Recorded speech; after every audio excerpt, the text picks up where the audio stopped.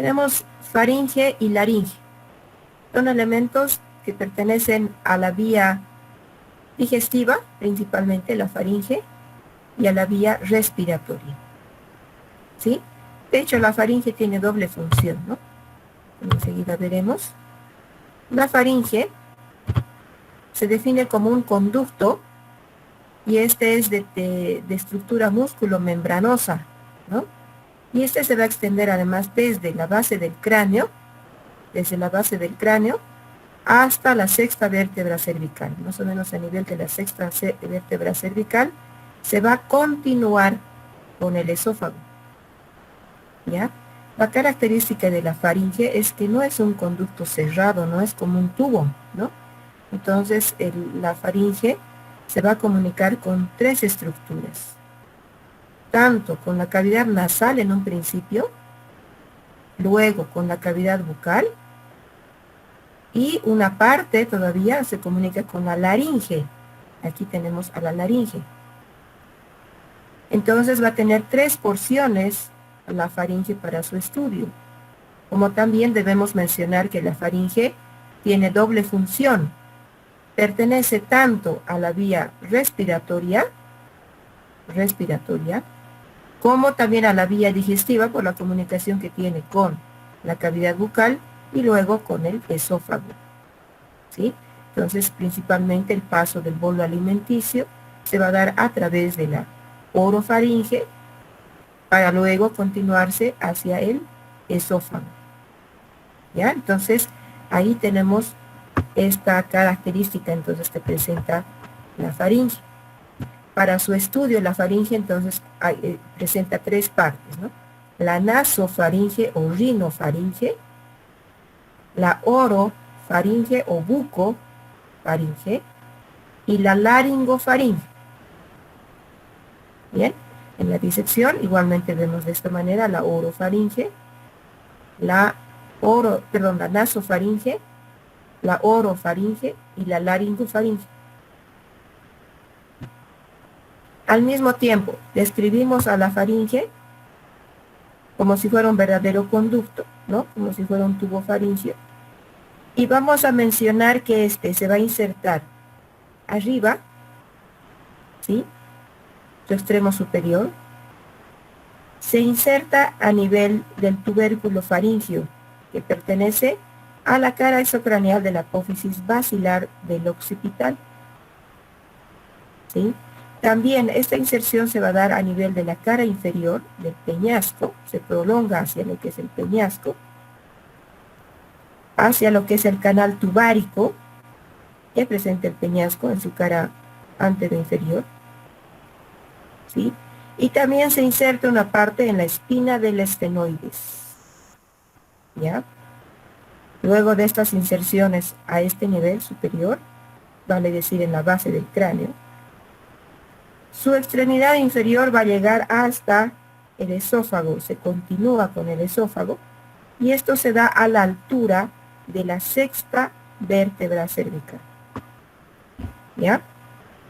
Su borde anterior y todas sus caras laterales se van a insertar a nivel del ala interna de la apófisis pterigoides, que estará en el fondo, o sea, en el fondo de esta cara lateral, de esta pared lateral. Yo levantara esa mucosa al fondo que encuentro. Ahí va a estar justamente el ala interna de la apófisis pterigoides, ¿ya? Como también va a estar el ligamento pterigomaxilar y la parte más posterior de la línea miloioidea. También vamos a encontrar más acá, a la base de la lengua, también vamos a encontrar el asta mayor del hueso ioides, ¿no? O sea, como sabemos, se prolonga el hueso ioides lateralmente, ¿no? Entonces, a ese nivel también se encontraría, ¿ya? Y bueno, las láminas laterales del cartílago tiroides y del cartílago cricoides que corresponden a la laringe. Entonces, esto más abajo, ¿no? Toda esta pared lateral, entonces, entra en contacto con esas estructuras. En el fondo se encuentran ala interna de la apófisis pterigoides, la línea miloioidea, la base de la lengua hasta mayor del hueso hioides, a este nivel, digamos, y bajando más allá todavía, encontramos a los cartílagos que pertenecen a la laringe, ¿no? Como ser el cartílago tiroides y el cartílago cricoides, ¿sí?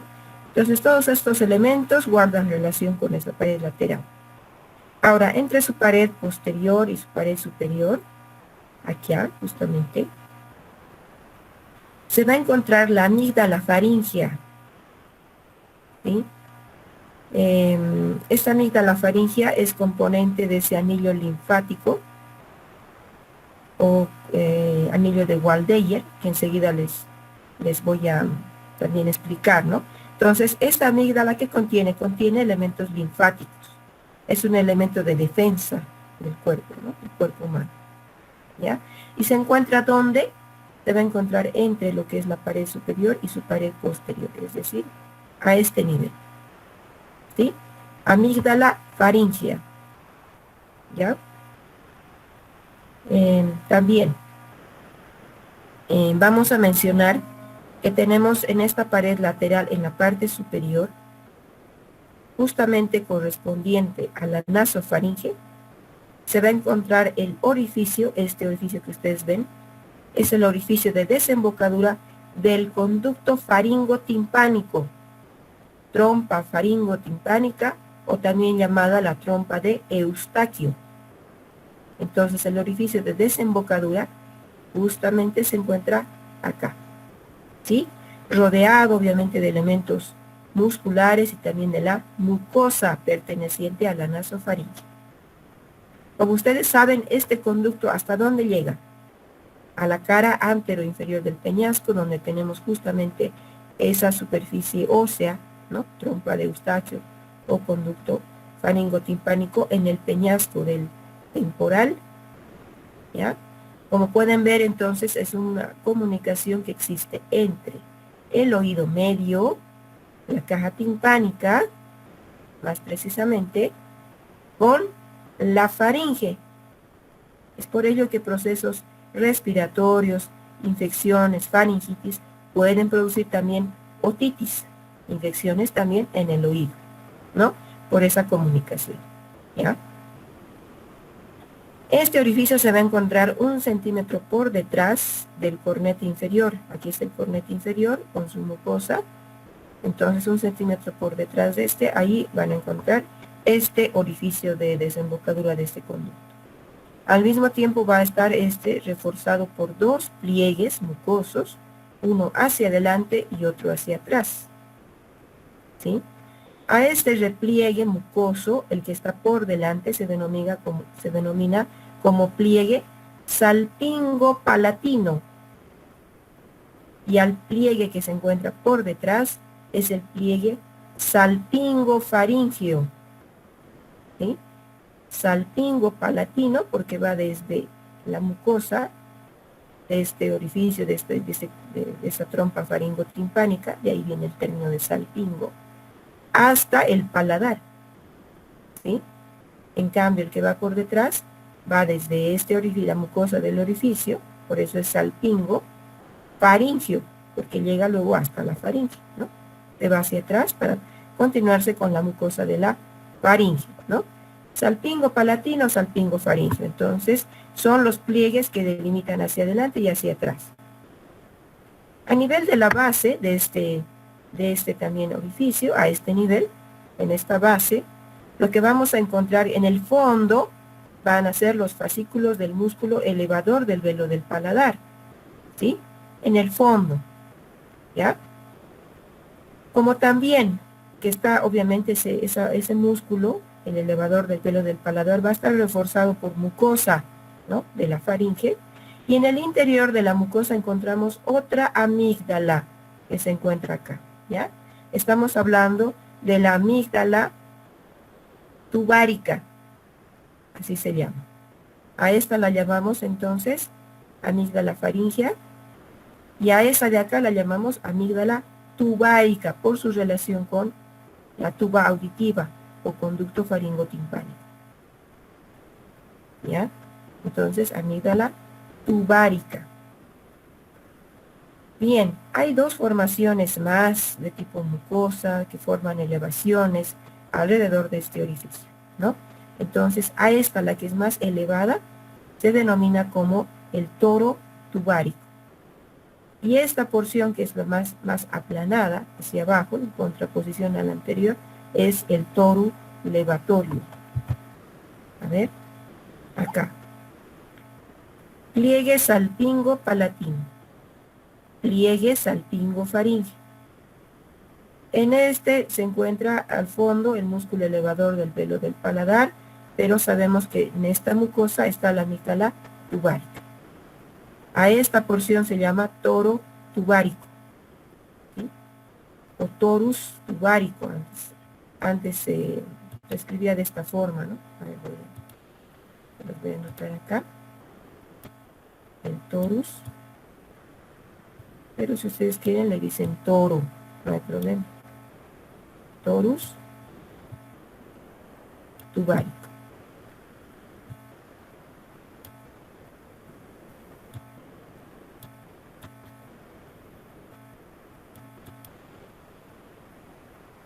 ¿Ya?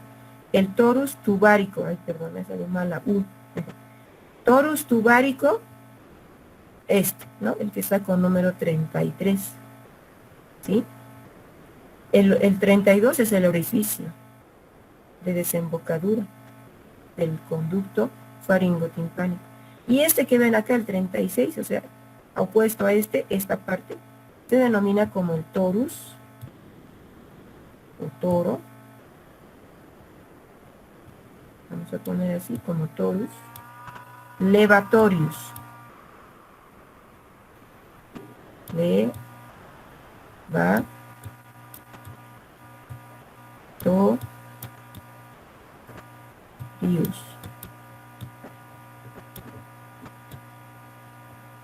¿Ya? Entonces, torus tubárico, esta porción, torus levatorius, esta otra. En el fondo está el músculo elevador del velo del paladar y en esta mucosa está contenida la amígdala tubárica. ¿Ya? En cambio, acá tenemos a la amígdala faríngea. ¿Sí? Bien.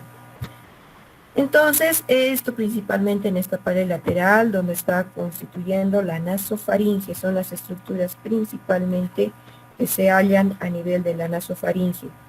En cambio, en la porción bucal, a nivel de la orofaringe, en primer lugar, separando a la orofaringe de la cavidad bucal, se encuentra esto. ¿Qué era esto? ¿Se acuerdan? El istmo de las fauces, ¿no? El istmo de las fauces, nuevamente repasamos, formado por la úvula, en la parte central, el pilar anterior del velo del paladar y la base de la lengua. Ese es el istmo de las fauces, ¿no?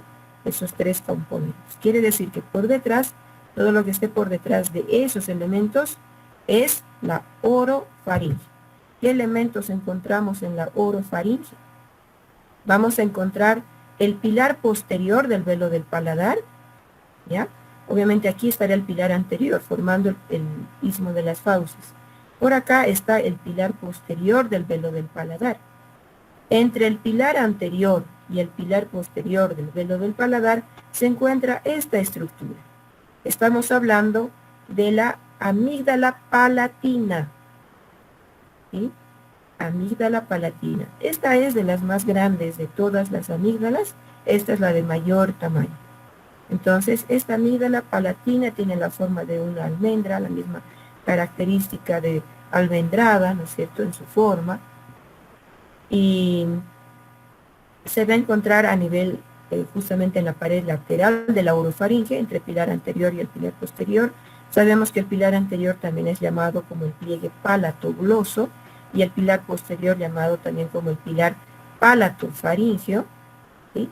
Entonces está en medio de estas dos estructuras. ¿Ya? Finalmente, hacia abajo, vamos a encontrar a la última porción, que es la porción laríngea, o la laringofaringe, a este nivel. En la laringofaringe, la cual se encuentra más o menos a nivel entre la cuarta y la sexta vértebra cervical, esta va a presentar el orificio superior de la laringe. ¿Ya? Entonces se encuentra ahí el orificio superior de la laringe, donde justamente encontraremos qué estructuras. El cartílago epiglótico de la laringe. Este se une hacia la base de la lengua, ¿sí?, mediante los pliegues glosoepiglóticos. Entonces nos vamos a otra gráfica. Si nosotros abrimos esto, separamos, llevamos hacia atrás, lo que vamos a encontrar es esto. ¿Ya? Entonces se ven así, de esta forma. La nasofaringe a este nivel, ¿qué será este orificio? Las coanas, pues, ¿se acuerdan? Las coanas o retroventanas, que nos comunican a la nasofaringe con la cavidad nasal, ¿sí? Formada en la parte media por el tabique nasal, el vómer. Lateralmente tenemos a la lámina vertical del palatino y las apófisis pterigoides, y cubiertas por la mucosa, ¿no? Y lo que se está viendo acá son los cornetes, ¿no?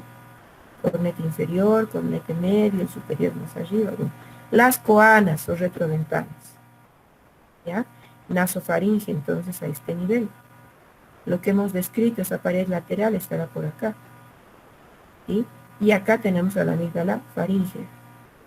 En cambio, hacia abajo, orofaringe, tenemos istmo de las fauces, ¿no?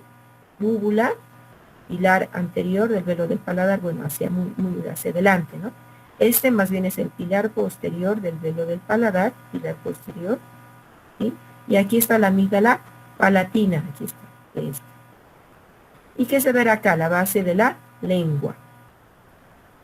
Entonces, laringofaringe, ¿qué encontramos? Orificio superior de la laringe.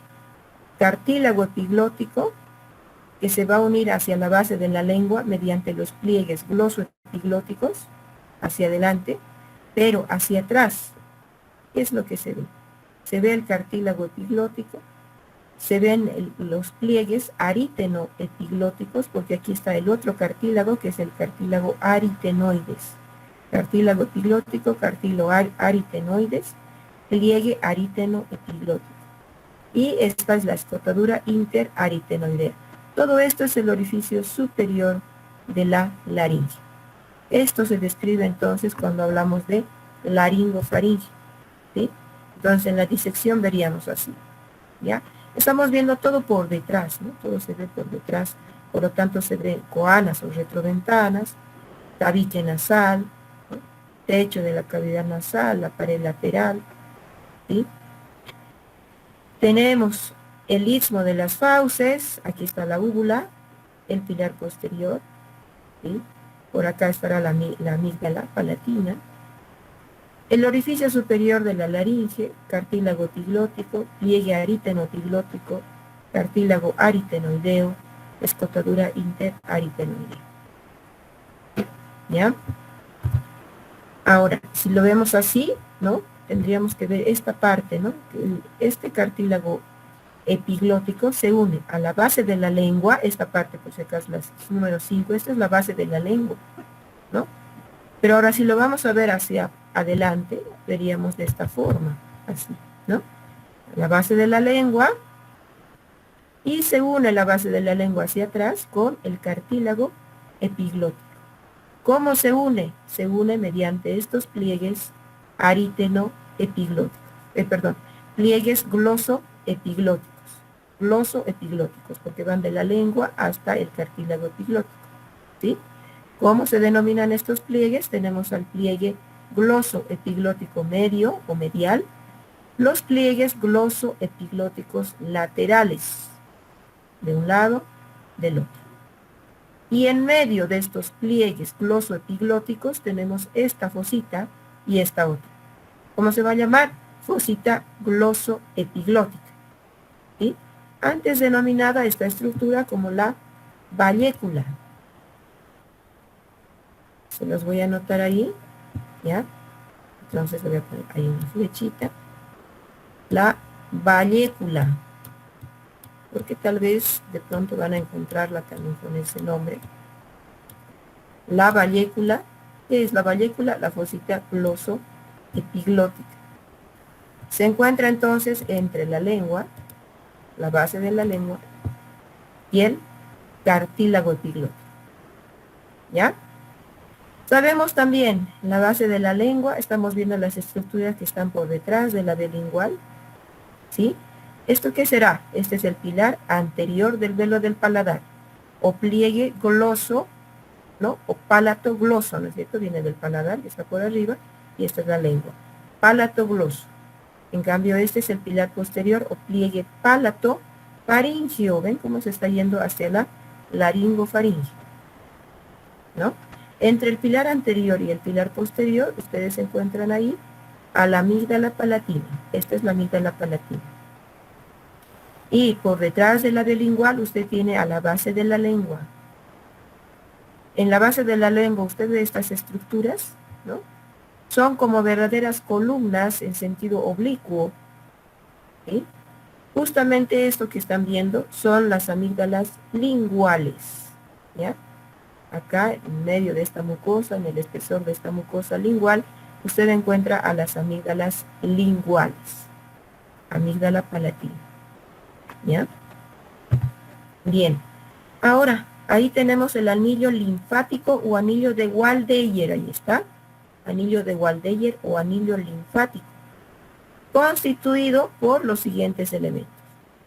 Amígdala faríngea, también denominada como adenoides. ¿Ya? Se encuentra entre la pared superior y posterior de la faringe. A continuación, la amígdala tubárica, que hemos descrito alrededor del orificio del conducto faringotimpánico. La amígdala palatina entre el pilar anterior y el pilar posterior, y las amígdalas linguales que se van a encontrar en la base de la lengua. Todos estos constituyen así, de esta manera, el anillo linfático o de Waldeyer. La única que es impar es la adenoides o amígdala faríngea, bueno, junto con las amígdalas linguales, pero que como están a ambos lados, también son pares, ¿no? Las demás son pares, ¿sí? Es un sistema de defensa de la faringe, justamente nos contiene las infecciones. Cuando entra un germen, un agente extraño, primero va a ser filtrado por elementos de la cavidad nasal. Si logran atravesar estos elementos, seguramente nos van a producir una infección respiratoria alta. Una faringitis es lo primero que comúnmente se tiene. ¿Sí? Puede ser faringitis con amigdalitis o solamente faringitis, ¿sí? Pero en segunda instancia lo que se produce es una amigdalitis. Entonces todos estos elementos linfáticos producen una inflamación como respuesta inflamatoria, respuesta inmunológica, y contienen la infección. ¿Sí? Se supone que una vez que existan estos síntomas tiene que haber un tratamiento, tendría que haber, o finalmente estos logran contener y hay la curación simplemente, ¿no? A este nivel. Cuando es sobrepasado, rebasado, ¿sí? Es que recién avanzará más abajo para alcanzar tanto a la laringe, para producir una laringitis, ¿sí? Cuando usted tiene lo que es la ronquera, ¿sí? El término adecuado es la disfonía, lo que llamamos ronquera, usted está teniendo ya una laringitis. Y si eso todavía se va hasta más abajo, se va a producir ya sea una traqueobronquitis, ¿sí? Porque ya llega a la tráquea, luego los bronquios, y más allá todavía, una neumonía, ¿no? Mucho más grave, ¿sí? Bien. Los músculos de la faringe. La faringe va a tener los siguientes músculos, ¿sí? Tenemos a los músculos constrictores, que son 3, y tenemos a los elevadores, que también son 3, ¿ya? Los constrictores van a ser el constrictor superior, constrictor medio, constrictor inferior de la faringe. ¿Cuál va a ser la acción de estos músculos constrictores? Lógicamente, cuando estos se contraen, hacen esa acción que su nombre indica, disminuir el diámetro de la faringe, ¿ya? Entonces tenemos ahí, justamente si vemos por la pared, por la cara posterior de la faringe, aquí está su inserción superior en ese tubérculo faríngeo, y en las otras estructuras pertenecientes al peñasco, ahí está el peñasco, es más, llega hasta la espina del esfenoides, ¿no es cierto? Entonces, bueno, desde esta inserción superior. Entonces lo que vemos ahorita es la cara posterior que nos permite identificar a los músculos constrictores. Este es el constrictor superior, ¿sí? Constrictor superior, por acá el medio, y este es el constrictor inferior. Los fascículos de este tienden a cubrir al constrictor medio, y el medio cubre también en parte al constrictor superior. ¿Ya? Entonces, principalmente son estos, presentan un rafe medio en la cara posterior. Este rafe medio, ahí está escrito rafe, es como un tabique, ¿no es cierto? Un tabique de tipo tendinoso que se encuentra en la parte central. Y a partir de este rafe, entonces se van a dar las inserciones próximas de estos, o las inserciones siguientes, ¿no? Tenemos el músculo constrictor superior de la faringe. Este va a tener los siguientes fascículos. Un fascículo que es pterigoideo, que se fija a nivel de la apófisis pterigoides, del esfenoides. Hay otro fascículo que es pterigomaxilar, que se va a adherir al ligamento pterigomaxilar, o sea, se va hacia más adelante, ¿ya? Y un fascículo miloioideo, que va hacia la línea miloioidea, ¿no? Ustedes saben que aquí está la mandíbula, ¿no? Entonces la línea miloioidea está pues en esta parte interna, ¿no? Vean cómo se dirige hacia ese nivel inclusive, ¿no? El músculo constrictor superior de la faringe. Y finalmente su inserción posterior se da en este rafe medio, ¿ya? El constrictor medio, este va a llegar hasta el asta menor y asta mayor del hueso hioides. Ahí está, justamente a este nivel se encuentra. Esa asta mayor y menor del hioides. También luego su inserción alcanza al rafe medio. Y finalmente el constrictor inferior, este se va a insertar en la cara externa de los cartílagos, el cartílago tiroides, ¿sí? De la laringe, como también tiene un haz que es cricotiroideo, que se une a ese arco fibroso que une el cartílago tiroides con el cartílago cricoides, y finalmente también se inserta en el cartílago cricoides, que sería su haz cricoideo. Básicamente se une o se inserta en estos dos cartílagos, ¿no? Cartílago tiroides y cartílago cricoides, que pertenecen a la laringe, ¿sí? Y luego se dirige hacia atrás para terminar en el rafe medio.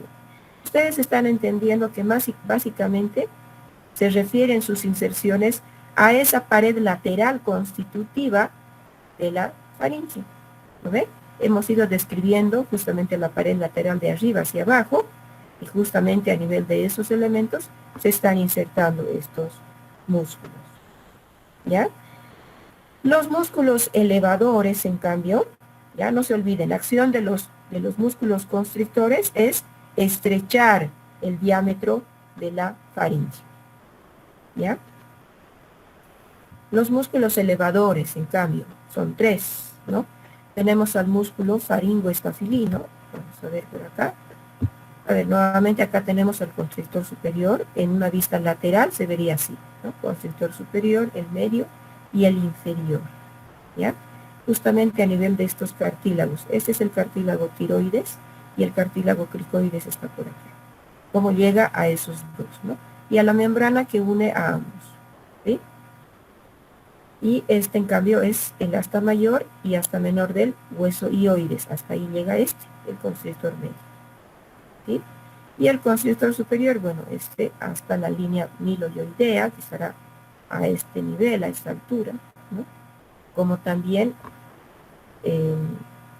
a nivel de esas estructuras, ¿no? En la parte superior, como habíamos descrito.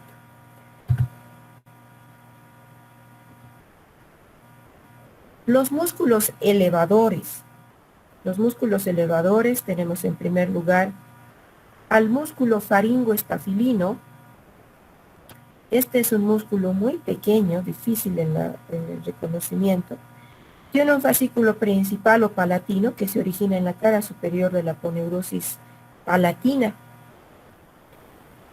Sus haces accesorios en el gancho del ala interna de la apófisis pterigoides y otro en el borde inferior del cartílago tubárico. Entonces, más o menos a este nivel está el faringoestafilino, ¿ya? Tiene una inserción que va a descender en el pilar, entre los fascículos del pilar posterior del velo del paladar, ¿sí? Ustedes saben que el velo del paladar está formado por el pliegue palatofaríngeo, ¿no? Entonces este pliegue mucoso contiene en su espesor a este músculo, al músculo faringoestafilino, ¿sí? Este finalmente termina a nivel de la mucosa faríngea, ¿ya? ¿Cuál sería su función? Estrechar el istmo faringonasal que se encuentra por detrás del istmo de las fauces, ¿ya? Y esto depende mucho del velo del paladar. Entonces se va a encontrar a este nivel. Justamente este es el orificio faringotimpánico, esta es la porción cartilaginosa de ese orificio. En el fondo está la porción ósea, ¿no? Entonces el salpingo faríngeo. También vamos a describir al músculo estilofaríngeo. Este es el músculo estilofaríngeo, justamente aquí está el ramillete estíleo, ¿no? El ramillete estíleo, ¿sí? Este será el estilo hioideo y este es el estilo faríngeo. El músculo estilofaríngeo viene entonces desde la apófisis estiloides, ahí está, desde la apófisis estiloides. Luego este va a presentar un fascículo faríngeo que se va hacia la aponeurosis intrafaríngea, otro fascículo epiglótico que va a llegar incluso a este cartílago epiglótico, ¿ya? Un fascículo tiroideo y cricoideo inclusive, ¿no? Están llegando hasta los cartílagos que pertenecen a la laringe, ¿ya? Su acción de este sí es netamente elevador, este es elevador tanto de la faringe como de la laringe, por esa inserción que abarca, que llega hasta los cartílagos tiroides y cricoides de la laringe, ¿ya? Y finalmente el petrofaríngeo es un músculo bien pequeñito, este es el petrofaríngeo, el cual se inserta como su nombre indica, ¿no? Petrofaríngeo. Entonces, cara inferior del peñasco, ¿no? Ahí está el peñasco, cara inferior del peñasco, ahí se inserta, y luego termina a nivel de la aponeurosis intrafaríngea. Igualmente es un músculo elevador de la faringe y también dilatador, ¿no? De la faringe. ¿Ya? Son entonces estos los músculos, nuevamente repasamos, constrictor superior, medio, inferior, el estilofaríngeo, el petrofaríngeo, el faringoestafilino, ¿ya? Tenemos la irrigación de la faringe. La irrigación de la faringe depende de la arteria faríngea ascendente, rama de cuáles está, ¿recuerdan? De la arteria carótida externa, ¿no? De la carótida externa, la faringe ascendente. Entonces esta es la que va a llegar hasta la faringe, bueno, y va a dar ramas justamente a todos los elementos musculares, ¿sí? Obviamente también recibe otras ramitas que procederán de la palatina ascendente, rama de la arteria facial, la palatina descendente, que es rama de la maxilar interna, ¿ya? Pero principalmente es la faringe ascendente quien les da la irrigación. Sobre su inervación de la faringe va a recibir lo que es un plexo faríngeo, ¿no? Y este plexo faríngeo se constituye por ramos procedentes del nervio facial, como del simpático o la cadena simpática cervical, que constituyen este plexo faríngeo. Entonces, también hay otros ramos que provienen del nervio maxilar, que es rama del trigémino, que son ramos palatinos anterior, medio y posterior. También van a dar algunas ramas, ¿no? Pero principalmente es este plexo faríngeo y además el que va a inervar a estos músculos, es el plexo faríngeo, ¿ya? Y este plexo faríngeo, ya lo hemos mencionado, constituido por ramas del vago junto con el simpático cervical, ¿sí? Y también participan algunos ramos del glosofaríngeo, que es el noveno par craneal, ¿ya? Junto con el simpático, cadena simpática y el nervio vago, formando estos tres entonces al plexo faríngeo, ¿ya? Bien, luego vamos a hablar de estos nervios laringeos que principalmente dan inervación a la laringe, ¿ya? Eso después mencionamos. Listo, entonces con ello hemos terminado todo lo que es la faringe, ¿no? Con eso acabamos lo que es faringe. Ahora vamos a hablar de la laringe, ¿sí? Entonces la laringe, este sí es un verdadero conducto cerrado, ¿ya? No es como la faringe que estaba abierto a otras cavidades.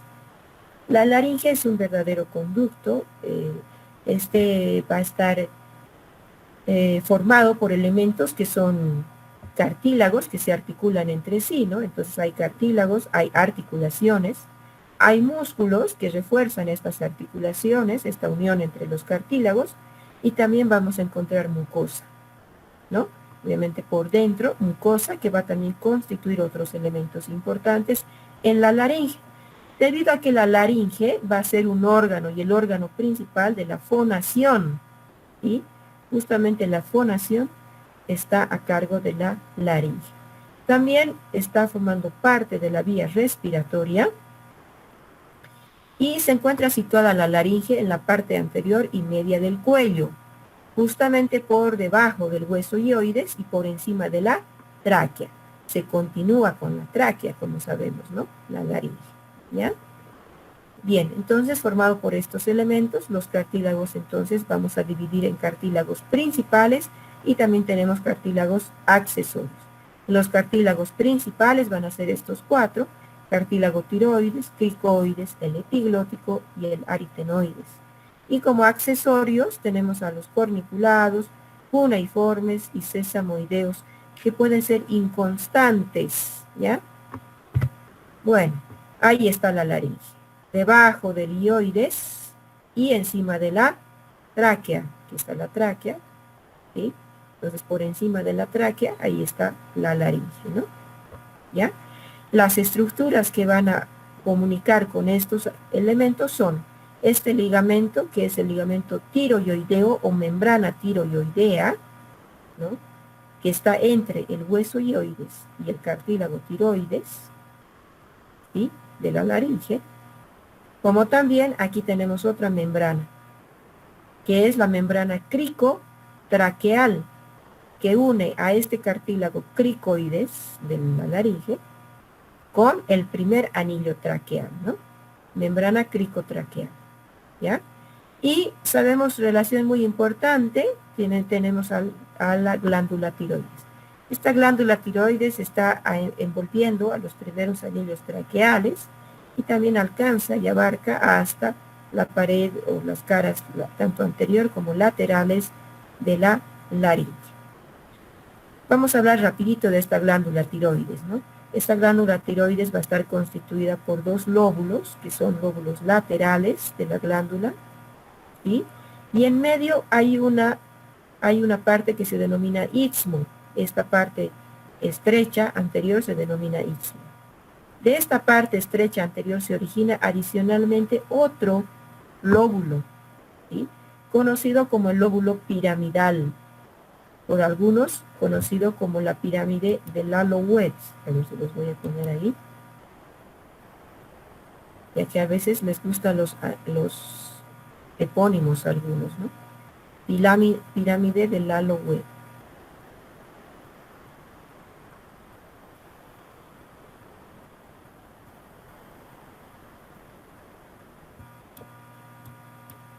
¿Ya?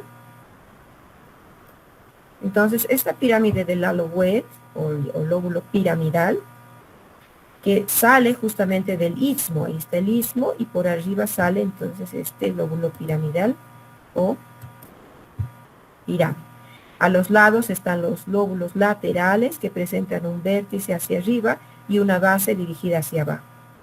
Sabemos que la irrigación está abordada, esta glándula, principalmente por ramas de la tiroidea superior, que proviene de la carótida externa, como de la tiroidea inferior, que proviene de la subclavia, ¿sí? Entonces, ese tipo de irrigación recibe. Igualmente existen las de la tiroidea superior, muy importante, que desemboca en el tronco tirolingofacial y a su vez en la yugular interna. En cambio, la tiroidea inferior puede desembocar directamente en el tronco venoso brachiocefálico o en la vena subclavia, ¿ya? Entonces, de esta manera describimos a la glándula tiroides. ¿Cuál será la función de esta glándula tiroides? Es la producción de hormonas. Y estas hormonas actúan fundamentalmente a nivel del metabolismo, ¿sí? Las hormonas tiroideas, ¿ya? Bien, entonces ahora vámonos con la laringe nuevamente. La laringe entonces conformada por esos cartílagos, tenemos aquí al cartílago tiroides, hacia atrás encontramos al cartílago epiglótico, este otro es el cartílago cricoides, y por encima de este, hacia atrás, está el cartílago aritenoides. ¿Ya? Vamos a ir describiendo cada uno. Aquí está el cartílago tiroides. Este cartílago tiroides va a estar constituido por dos láminas laterales o dos placas laterales. Ahí está una y aquí está la otra, ¿no? Estas dos se van a unir en su parte anterior, determinando una elevación o saliente que se denomina la prominencia laríngea, ¿sí? Más conocida como la nuez de Adán, ¿sí? Sobre todo en los varones, ¿no? Cuando hacen la hiperextensión del cuello, a ver, háganlo. Si hacen la hiperextensión del cuello, ahí tienen una prominencia laríngea, sobre todo los varones, ¿no? Entonces se denomina eso la nuez de Adán. ¿Qué es eso? Ese es su cartílago tiroides, ¿ya? Está sobresaliendo hacia la parte anterior. Este a su vez va a presentar un borde superior, el cual se va a denominar como la escotadura, ¿no? Escotadura intertiroidea, ¿no? O tiroidea, simplemente, ¿no? Entonces, que está en la unión de la placa, de ambas placas o láminas laterales de este cartílago tiroides, ¿ya? Y en su borde posterior, justamente, esta escotadura va a dar origen a los cuernos, o perdón, en estas láminas, en su borde posterior, va a dar origen a los cuernos, ¿sí? O astas del cartílago tiroides. Una que se va hacia arriba, que es más grande, que es el asta superior o asta mayor, y otra que se va hacia abajo, más pequeña, que es el asta menor o asta inferior del cartílago tiroides, ¿no? Están hacia arriba una y hacia abajo la otra. La cara externa de esta lámina tiroidea va a presentar una cresta oblicua, ¿no? No se ve tanto en esta gráfica, pero va en este sentido, esta cresta oblicua, la cual justamente da inserción, si ustedes recuerdan, a los músculos de la región infrayoidea, ¿sí? ¿Se acuerdan? El tiroideo hacia arriba, y hacia abajo el esternotiroideo. Entonces, a nivel de esa cresta se insertan, ¿ya? Esos dos músculos infrayoideos. El borde inferior, en cambio, de esta lámina de cartílago tiroides, se va a continuar o se va a insertar en una membrana que es la membrana cricotiroidea, a través de la cual se une con el cartílago cricoides. ¿Sí? Entonces, hacia atrás se describe otro tipo de una línea oblicua también, adicional, y esta nos va a dar la inserción de otros elementos musculares propios de la laringe, inclusive hacia abajo, y tanto hacia arriba como abajo, se denomina como tubérculo tiroideo superior y tubérculo tiroideo inferior. ¿Ya?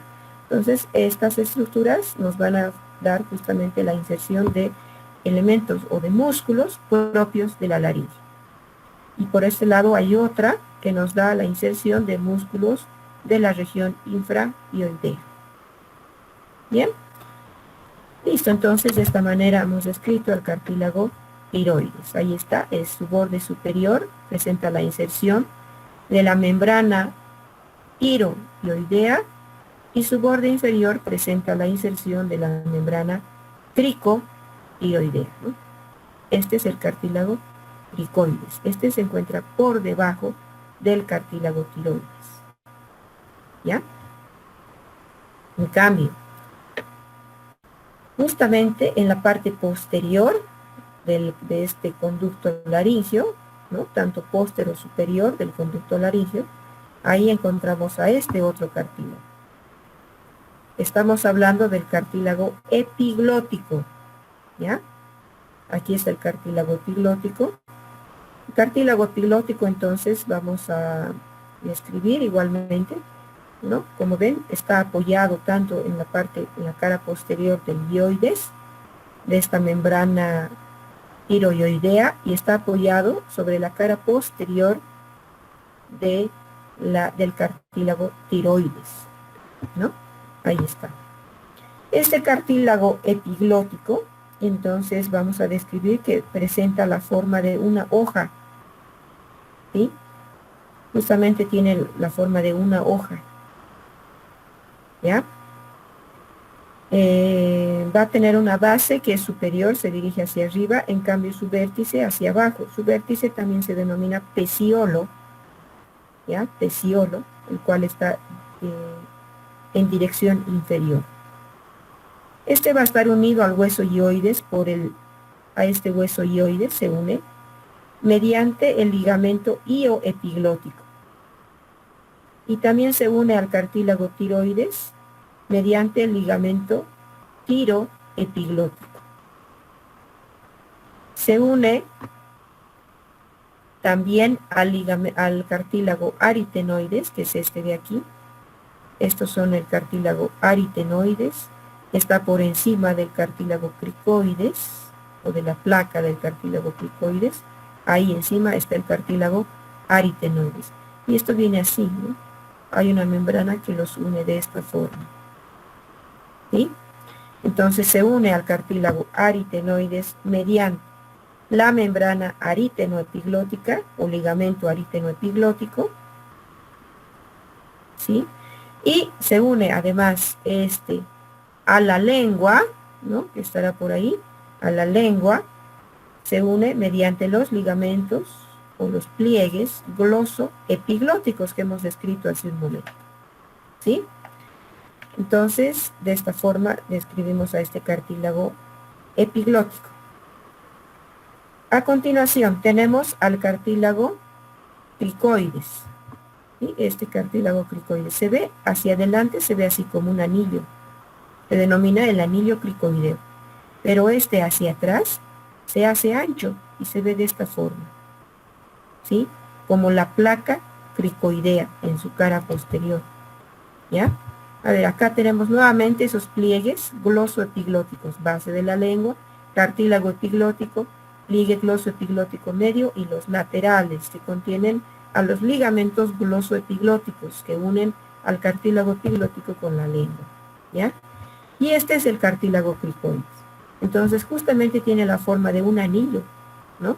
Ahí se puede ver su parte estrecha anterior, que se denomina el anillo cricoideo, y su parte ancha posterior, que se denomina la placa cricoidea. ¿Ya? Entonces, bueno, este cartílago cricoides va a presentar las siguientes estructuras. Su anillo en la parte anterior va a constituir un verdadero arco, ¿no? En su parte anterior, y vamos a mencionar que se une, ¿no? En su borde superior presenta la inserción de la membrana cricotiroidea, ¿ya? Para unirlo con el borde inferior del cartílago tiroides. Luego, entre lo que es este anillo y la placa, vamos a encontrar ahí unos tubérculos, superficies articulares, ¿sí? Ahí está la superficie articular superior, la cual recibe al cartílago aritenoides. Y también presenta otras superficies inferiores a este nivel, la cual recibe al cartílago tiroides, justamente al asta menor del cartílago tiroides, ¿ya? Si lo vemos así, en una vista lateral, entonces vamos a describir a este nivel el anillo, por acá la placa, la superficie articular superior para el cartílago aritenoides, la superficie articular inferior para la asta menor del cartílago tiroides, ¿sí? El aritenoides, el cartílago tiroides, y una superficie saliente hacia abajo denominado como el pico del cartílago cricoides. En su borde inferior va a presentar la inserción de la membrana cricotraqueal, que la va a unir al primer anillo traqueal, ¿no? Entonces, a lo largo de todo este borde inferior se inserta esa membrana cricotraqueal, que lo une al primer anillo de la tráquea, el primer anillo que es de tipo cartilaginoso de la tráquea. ¿Sí? Sabemos entonces que encima de estos aquí justamente van a estar apoyados los cartílagos aritenoides. Son estos, los cartílagos aritenoides. Van a tener la forma prismática triangular. Entonces una base inferior que descansa sobre la superficie articular del cartílago cricoides. En cambio un vértice hacia arriba, ¿ya? El cual se va también a articular con otros, ¿no? Con los cartílagos corniculados, que son muy pequeñitos, que están justamente a nivel del vértice de los cartílagos aritenoides. Para su descripción vamos a hablar de una cara interna o medial, una cara posterior, ¿no? Su cara posterior y una cara que es anteroexterna, ¿no? La que estaría hacia adelante. También importante, ¿sí? De esta base del cartílago aritenoides se originan dos apófisis. Una apófisis que es anterior, que se denomina apófisis vocal, y otra posterior que se denomina como apófisis muscular. Relacionado ahí con algunos elementos musculares constitutivos, uno que es un músculo constitutivo de la cuerda vocal verdadera, ¿no? Por eso se denomina a esta como la apófisis vocal, porque se inserta ese músculo acá, ¿ya? Y la otra que es netamente muscular, simplemente para inserciones musculares, de músculos de la laringe, ¿ya? Muy bien, finalmente los cartílagos corniculados, ya hemos mencionado, se están justamente articulando con el vértice de estos cartílagos aritenoides. ¿Sí? Ahí tenemos entonces cartílago tiroides, cartílago cricoides, la membrana cricotiroidea, con un ligamento cricotiroideo más grueso en la parte media y lateralmente es un poco más delgado. ¿Sí? Por acá tenemos a la membrana tiroidea y también en la parte media se engruesa, ¿no? Para formar justamente ese ligamento medio, que sería tiroideo. ¿Ya? Y por acá tenemos a la membrana cricotraqueal, primer anillo de la tráquea, ¿sí? La membrana cricotraqueal, entonces, entre todo el borde superior del cartílago cricoides y el primer anillo de la tráquea. Otro ligamento que podemos identificar, también el ligamento cricotiroideo lateral, que va entre esta asta menor del cartílago tiroides hacia lo que es el cartílago cricoides. ¿Ya? Bien. Ahora vamos a ver los músculos de la laringe, ¿no? Toda vez que ya hemos explicado esas articulaciones y esos cartílagos, ahora vemos los músculos. Los músculos de la laringe, entonces tenemos en este orden, vamos a describirlos: al músculo cricotiroideo, tenemos a los músculos cricoaritenoideo posterior y lateral, tenemos al tiroaritenoideo superior y el inferior, y tenemos al músculo aritenoideo o interaritenoideo, ¿ya? Comenzamos con este de acá. Este es el músculo cricotiroideo, ¿no? Fácil, ¿no? O sea, perdón, cricotiroideo, porque va entre el cartílago cricoides y el cartílago tiroides, el músculo cricotiroideo. Entonces se inserta a nivel de la cara anterolateral de este arco del cartílago cricoides, y luego se fija a nivel del borde inferior de la lámina, además del asta menor o asta inferior del cartílago tiroides. ¿Sí? ¿Cuál es la acción de este músculo? Es poner en tensión las cuerdas vocales. ¿Ya? Tenemos otro que es el músculo, aquí, ahí tenemos a los cricoaritenoideos, ¿no? Tanto aquí el lateral, ¿sí? Como acá el posterior, ¿sí? Posterior y lateral. Vamos con este primero, el cricoaritenoideo posterior, está justamente el que está aquí cortado, ¿no? ¿Ya? Entonces está cortado de este otro lado.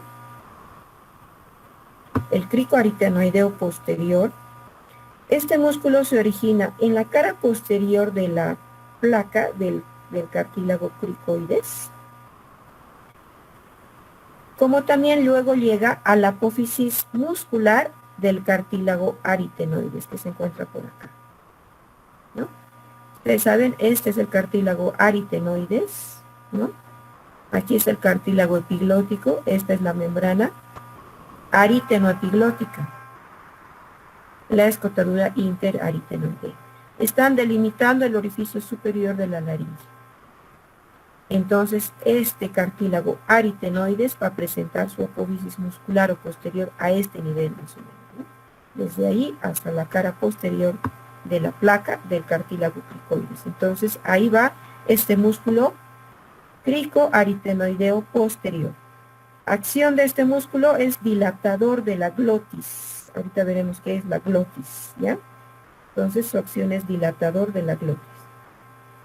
El músculo cricoaritenoideo lateral, este se inserta a nivel del borde superior del anillo cricoideo hacia adelante, ¿no? En este anillo, en la parte, en el borde superior de este anillo cricoideo, y luego también llega a la apófisis muscular del cartílago aritenoides. Su acción de estos dos cricoaritenoideos laterales, van a ser constrictores de la glotis, ¿no? Los dos laterales, ¿sí? De un lado y del otro. Constrictores de la glotis, lo contrario del cricoaritenoideo posterior, ¿sí? Entonces son antagónicos estos dos. Ahora, tenemos a los músculos tiroaritenoideos. Bien, vamos a ver acá. Ya. Entonces aquí tenemos, este es el cricoaritenoideo posterior, aquí está de la placa del cartílago cricoides, cara posterior a la apófisis muscular del cartílago aritenoides, ¿no? Cricoaritenoideo posterior, ahí está, es este, ¿sí? En cambio, el músculo tiroaritenoideo se encuentra a este nivel, en la parte más superior.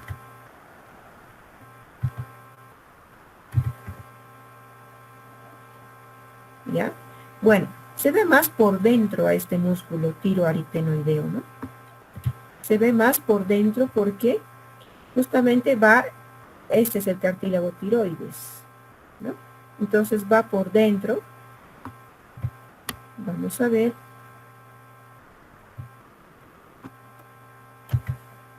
Ok. Aquí está, ¿no? El músculo el músculo, perdón, con el tiroaritenoideo. Este músculo tiroaritenoideo, este se va a originar a nivel del cartílago o de la lámina del cartílago tiroides, ¿sí? Desde esa lámina del cartílago tiroides se va a dirigir luego este músculo hacia lo que es el cartílago epiglótico, terminando a nivel de su borde externo de este cartílago epiglótico, el cartílago, perdón, aritenoides, ¿sí?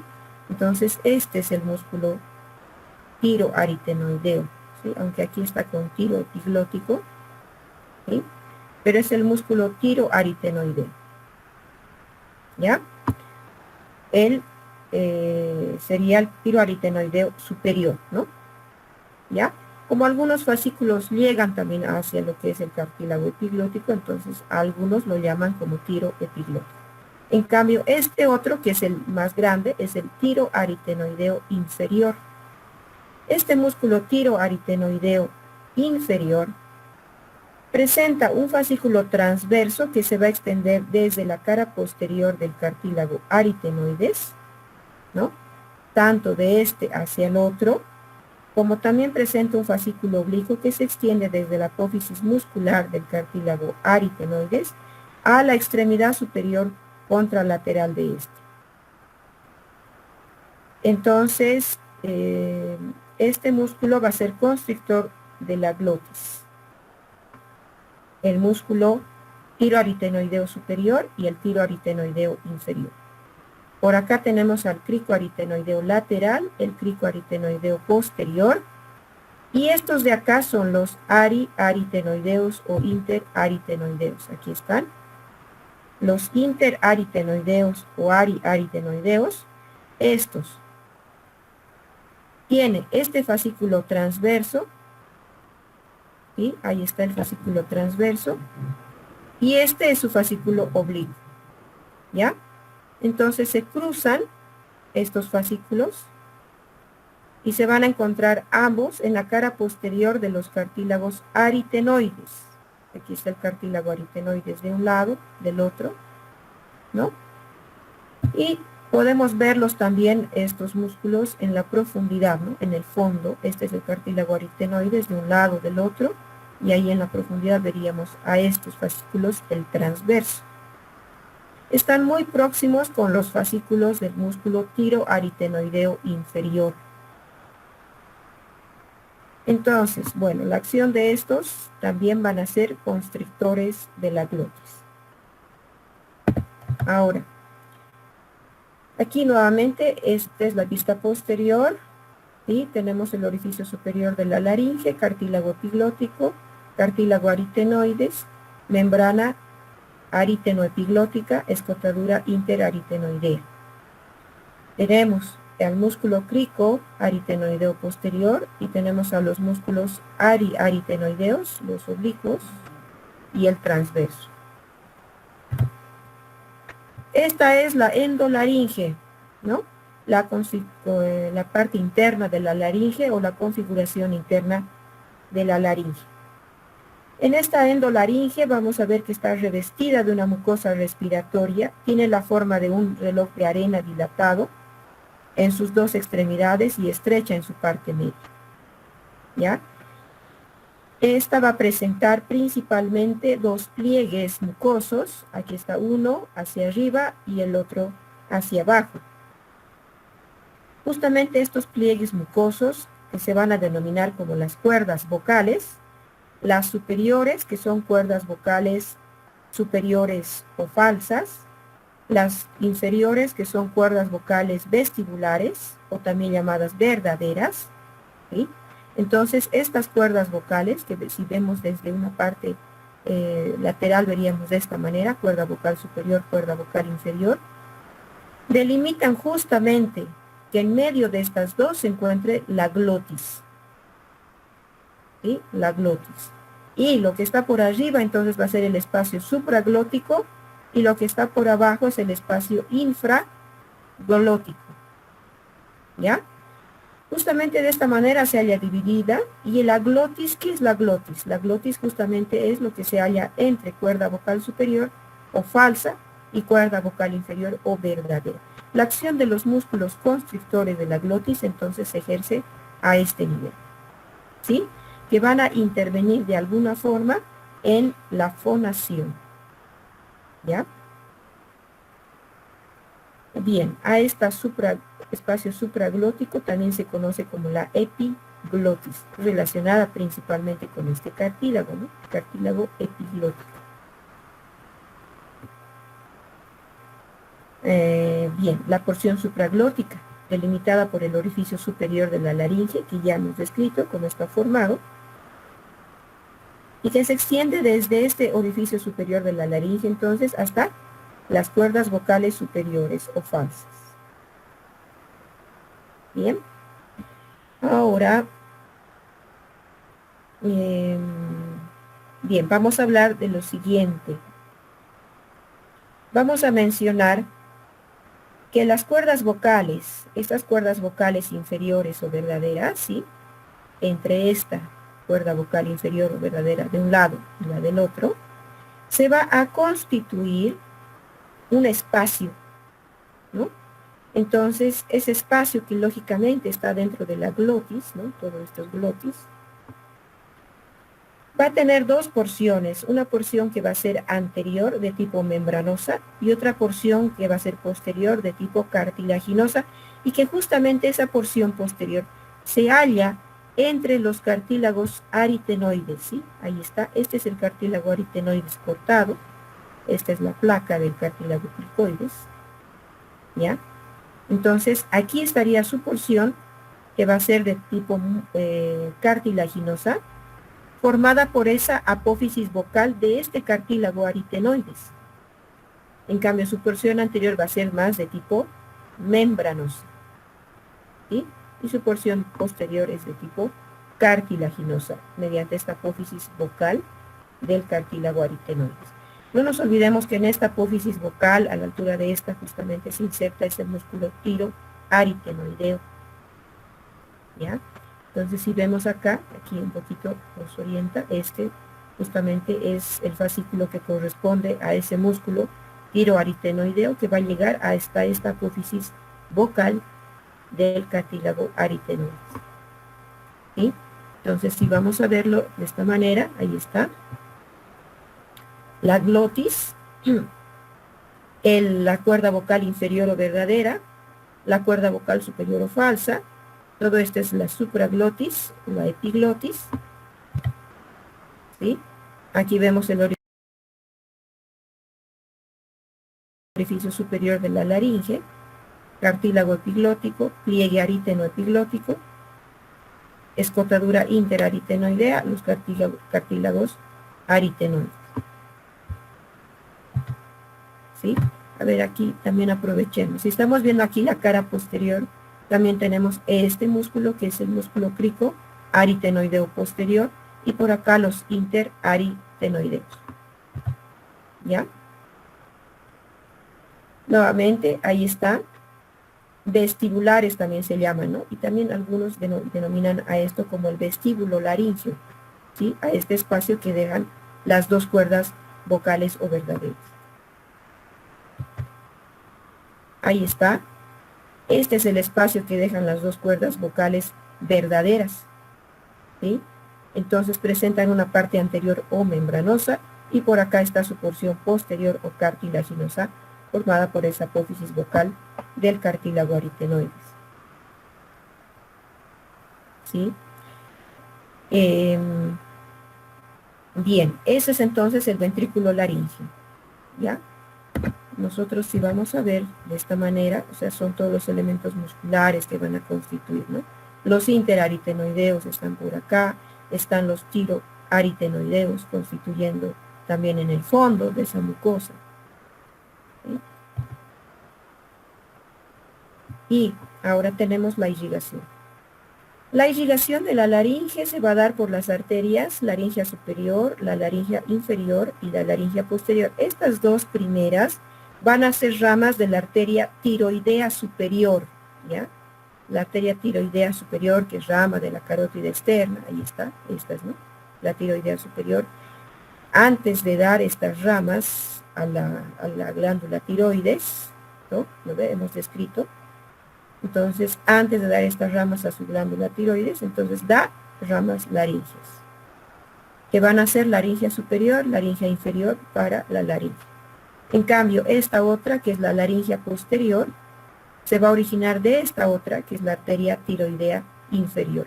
Esta se origina de este tronco, que se denomina tiro bisérvico escapular, ¿no? Que es un tronco ramo del subclavio, de la arteria subclavia. Entonces, de este tronco viene la arteria tiroidea inferior, luego esta da ramas para la glándula tiroides, pero también va a dar una rama que es la laringia posterior, la cual aborda a la laringe, ¿no? Ok, entonces ahí tenemos las tres ramas que dan esta irrigación a la laringe. Respecto a las venas, son satélites de las arterias y desembocan igualmente en las mismas, ¿no? Entonces las venas laringia superior e inferior irán pues hacia lo que es la yugular interna y la vena laringia posterior hacia la vena tiroidea inferior para luego ir al tronco venoso brachiocefálico. Sobre los nervios, vamos a decir que hay dos nervios importantes laringios, ¿ya? Tenemos al nervio laringio superior y tenemos al nervio laringio inferior o recurrente.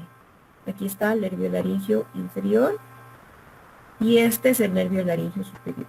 Ambos nervios van a ser ramas del nervio vago, ambos, ¿ya? Entonces son ramas del nervio vago, el 10º par craneal, ¿sí? Pero aquí hay una característica muy importante. El nervio laringio superior, ¿sí? A través de su rama, que se va a denominar como el nervio laringio externo, rama del nervio laringio superior, es que alcanza al músculo cricotiroideo, además de dar inervación a algunos elementos membranosos, ¿no? O ligamentos de la laringe. En cambio, estos otros, que son los nervios laringeos inferiores o laringeos recurrentes, ¿sí?, se originan del nervio vago a este nivel. Perdón, estos son los nervios laringeos recurrentes, que se originan de este nervio vago a este nivel, ¿no? El derecho se origina justamente pasando por debajo de la arteria subclavia, ¿sí? Como podemos ver, aquí está el tronco arterial brachiocefálico, la carótida y esta es la subclavia. Entonces, por debajo de la subclavia se origina el nervio laringeo recurrente derecho. El nervio laringeo recurrente izquierdo se origina, en cambio, pasando por debajo del callado de la arteria aorta, ¿ya? Ojo, ¿no? Por favor, tomen nota que esto es pregunta de examen. Les voy a preguntar, ¿a qué nivel se origina el nervio laringeo recurrente derecho? Pues se origina pasando por debajo de la arteria subclavia, el derecho, ¿sí? En cambio, ¿a qué nivel se origina el nervio laringeo recurrente izquierdo? Se origina pasando por debajo del callado de la arteria aorta. Finalmente, estos dos que se han originado de este nervio vago a esos niveles diferentes, derecho e izquierdo, lo que hacen es tener un trayecto ascendente, ¿ya? Entonces, por eso se llaman recurrentes, ¿sí? Porque tienen un trayecto ascendente de retorno, nuevamente ascienden entonces por la parte lateral de la tráquea, dando ramos para la tráquea, como también luego van a terminar a nivel de los músculos de la laringe. Ojo con esto, ¿sí? El nervio laringeo inferior o recurrente da la inervación a todos los músculos de la laringe, a todos, con excepción de uno. ¿Cuál? Excepto el músculo cricotiroideo, ya que este músculo cricotiroideo recibe más bien la inervación de este otro que es el nervio laringeo superior, ¿ya? Que a su vez también igual sigue siendo rama del nervio vago, ¿no? El nervio laringeo superior que dará una ramita llamada laringeo externo que llega a este músculo cricotiroideo. Bien, aquí tenemos una disección de una laringe. Ahí ustedes pueden ver en el fondo que se encuentra, ahí tenemos a las cuerdas vocales inferiores o verdaderas. Ahí está. ¿Esto qué será? Sucede que existen procesos alérgicos, ¿ya? Esto es muy importante, suele ser muy grave, porque cuando ustedes presentan algún proceso alérgico, una alergia, reacción de hipersensibilidad, por ejemplo, algún medicamento o algún alimento, ¿no? Lo peor que puede pasar, aparte de un shock anafiláctico, ¿no? Otra característica, o lo peor que puede pasar en una alergia es un edema de glotis. Lo que ustedes están viendo es edema de glotis, ¿ya? Entonces, ¿qué ha pasado? Se ha inflamado por una reacción alérgica justamente la porción que existe a nivel de la glotis, que está entre cuerda vocal superior y cuerda vocal inferior, ¿no?